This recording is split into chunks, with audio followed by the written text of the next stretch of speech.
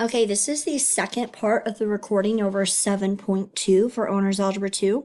So we're starting with example 4. And in example 4, we are rewriting a rational function from this form, where it is ax plus b over cx plus d, to this form, a over x minus h plus k.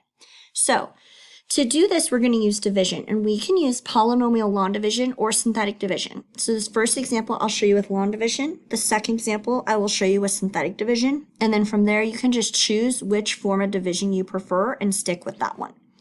Okay, so we're going to take g of x equals 3x plus 5 over x plus 1.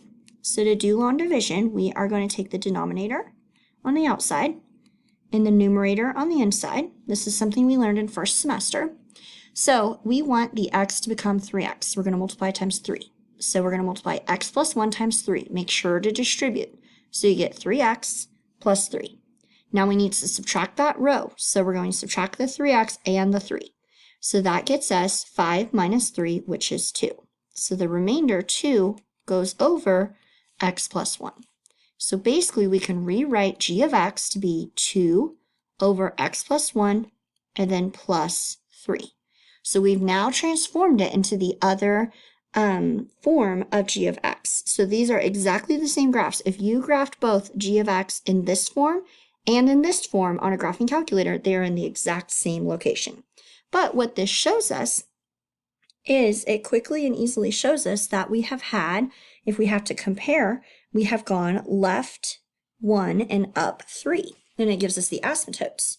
So they want us to graph it, and they also want us to describe it. So I'm going to describe it first. Basically, g of x is a horizontal translation, left 1, and a vertical translation,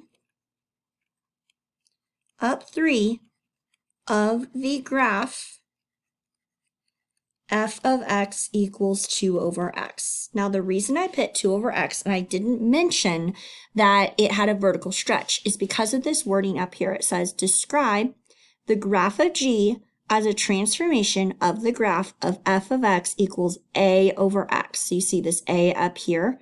So they're just wanting us to focus on the translations, horizontal and vertical translations, because that's what's moving our asymptote, which is moving the overall shape of our graph significantly more. So now I'm going to go ahead and graph this real quick. So if we go ahead and left 1, so we're going to have an asymptote right here at x equals -1, and up 3 tells me an asymptote at 3. My a value is positive, so I know kind of where it's going to be located. And then once again, I'm just going to go ahead, and I have already just jotted down a table of points that I had found earlier. So -2, 1. All right, so this gets me kind of a vision of that branch. And then the other branch is, let's see here, 0, 5, 1, 4. 3 is at 3.5. All right, the other branch is up here. Okay, let's try this example. It's the same concept. I'm just going to try it with synthetic division. So it's asking us to do the exact same thing. We're going to take g of x in the form ax plus b over cx plus d, and we're going to rewrite it. So I'm going to try this with synthetic division. So on synthetic division, I set x plus 2 equal to 0. That's where this -2 on the outside comes from. And then, whoops, sorry, don't need that x. All right, so I have my x and then my constant. I bring down the first number. I multiply. 2 times -2 is -4. Then I add 5 minus 4, or 5 plus -4 is 1. So then remember that this is my remainder. This is my constant.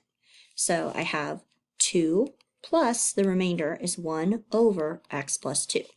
Now, I'm going to go ahead. I'm going to rewrite that where the 1 over x plus 2 happens first, and then the plus 2.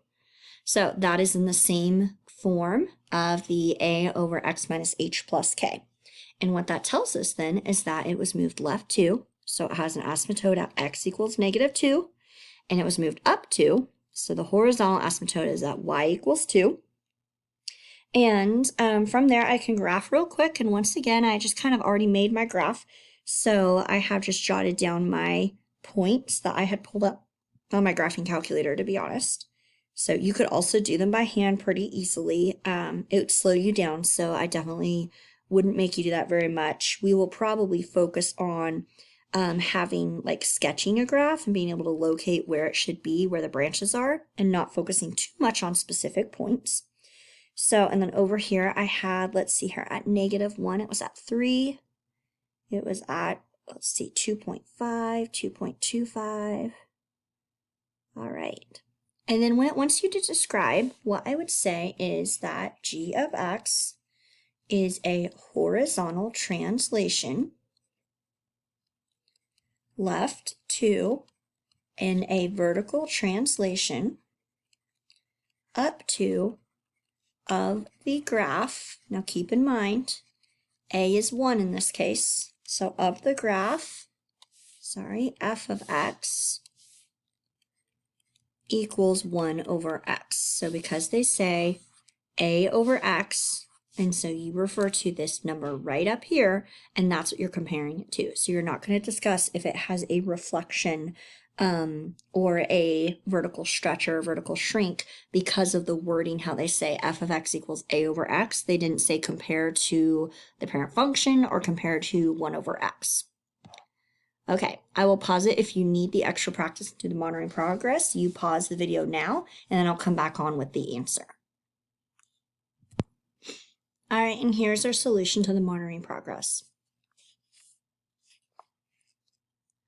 Okay, let's take a look at example 5.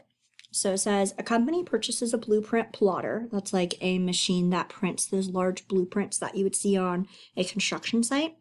So they purchased the blueprint plotter for $1,500. The plotter cost for each set of blueprints, so like the cost it takes to print a set, is $25. So it wants us to determine how many blueprints have to be plotted for the average cost of the blueprints to fall to $75. Okay, so big picture here. When you're figuring out the average cost per blueprint, okay, what you're going to have is you're going to have the initial cost of the plotter, of the machine it takes to make them, and you are going to have to add that to the cost of printing X number of blueprints.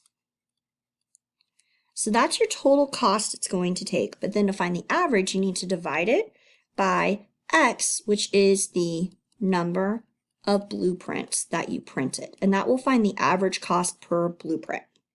Okay, so to find the cost of printing that many blueprints, you are basically going to have to take the unit cost, or the cost of printing 1, times the number that you print. So let's fill these numbers in. Okay, so the average cost equals the cost of the plotter. You bought it for $1,500, plus the cost of printing that many blueprints. Well, each set costs 25, so that's 25x. And then divide by x, which is how many blueprints you plotted. That's how you're going to find your average cost. So that's our function. So now it wants to know how many blueprints must be plotted for the average cost to fall to 75. So basically, it wants to know if you have set this equal to 75,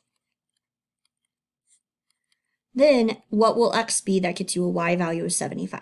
So here's what I would do. In this case, you're going to have to go ahead and graph on a graphing calculator. So what you need to graph is you need to graph the initial equation, 1,500 plus 25x over x, and you need to graph y equals 75. So then you're going to find where those intersect. Give me a second and I'll pull this up on my graphing calculator on my screen. Okay, so real quick, to set my window, you guys should really get used to changing your window as needed. I set my x-min at 0 and my x-max at 100. The x-scale I put at 10. What that does is it changes how often the calculator puts the little tick marks along the x-axis, and it's going to make it faster to graph when you're graphing big numbers. If your calculator cycles a long time when graphing, that's one thing you can do to help it speed up. The y-min is at 0. I put the y-max at 100 because we're looking for y equals 75, so I think that's plenty of space. I changed that y-scale to 10 also. All right, so then when I graph, this is what my graph looks like. So you can see the tick marks down here are more spread out on the two axes. That's what I did to help change it so that I wouldn't end up with, it taking just forever to graph because it's trying to put all those little tick marks in there. All right, so now to find where that is, I would not use your trace feature. I do second and then the trace button, and I'm gonna go find the intersect. All right, so it says first curve. This would be like if you had multiple curves on the screen. Yes, this is my first graph. Hit enter. Now it's asking, is your second graph it wants you to check the intersection for the red one? And I say yes. Like I said, this feature is if you had like a whole bunch of graphs on the screen. It's how the calculator knows which graphs you want to find the intersection of. So I hit enter when it asks me if you want me to guess, which it really means calculate. So it says the intersection is at x equals 30, y equals 75. Okay. So what that tells me is that it is x equals 30. So if you have 30 blueprints, it will bring the average cost per blueprint to $75. Now, I also want to point out, figuring out just real quick the y-asymptote. So the y-asymptote, if you recall, how we find the y-asymptote is we're going to do A over C. So that's 25 is A, C is 1. So the y-asymptote is 25. Why that's important is I just want to show you that in general, as you follow this curve along, if you continue, if we were to trace this, then as we follow this along, sorry, let me get on the right curve, it should get lower and lower and lower to the point where it is approaching the asymptote, the horizontal asymptote, which even without being able to graph it, I know that horizontal asymptote is at 25. So as you trace it, you see your y value drop, which means the more blueprints you print, the closer the average cost will get to $25 per blueprint. So having that knowledge of where the horizontal asymptote is helps me know that, I'll say it one more time, as more blueprints are printed, the average cost will approach $25 per blueprint.